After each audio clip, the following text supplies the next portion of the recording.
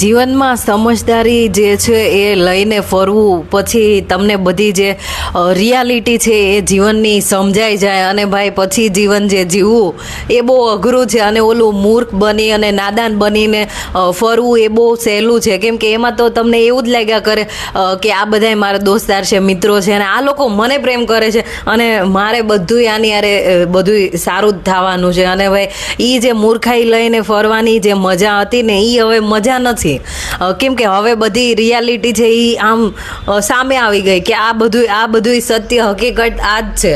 તો મને એમ થાય છે કે એટલી નાની ઉંમરમાં એટલું ઉદાસ થઈ જવાની જરૂર નહોતી, પણ હવે મને એમ થાય છે કે બરાબર છે કે આ જીવન છે એનો નિયમ એ જ છે કે ભાઈ તમને જે સત્ય છે એ તમને દેખાઈ જવું બહુ જરૂરી છે. અને ભાઈ મને એટલી ઉંમરે સત્ય હકીકત દેખાવાની કાંઈ જરૂર નહોતી. હજી મારે બધા મને એમ લાગ્યું કે હું આનંદ મંગળ કરીશ ને હરી ફરી કૂદકા મારી, પણ હવે એ બધું મારથી છીનવાઈ ગયું, કેમ કે હવે મને રિયાલિટી આમ એકદમ મારી આંખોમાં આવી ગઈ છે કે હવે કિસીને ક્યાં ધૂલ ઝોંકી हमारी आंखों में तो साला बहुत साफ साफ दिखाई देने लगा है. तो એ વાળી સિચ્યુએશન છે એ થઈ ગઈ છે. તો મને એમ લાગે છે કે ભાઈ એટલી સમજદારી લઈને કાંઈ ફરવાની જરૂર નથી, કેમ કે પછી તમારું જે જીવન છે ને એ આમ એકદમ રસ વિહીન થઈ જશે અને તમને એવું લાગશે કે બાબા મારે એટલા બધા દુઃખ છે એમ કરીને પછી તમે રોયા કરશો. અને કાલ હું એટલી દુઃખી થઈ ગઈ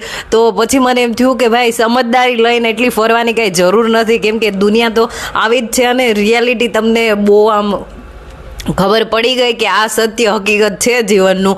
તો હવે ભાઈ એને સમજી લેવું અને મનમાં જ રાખવું.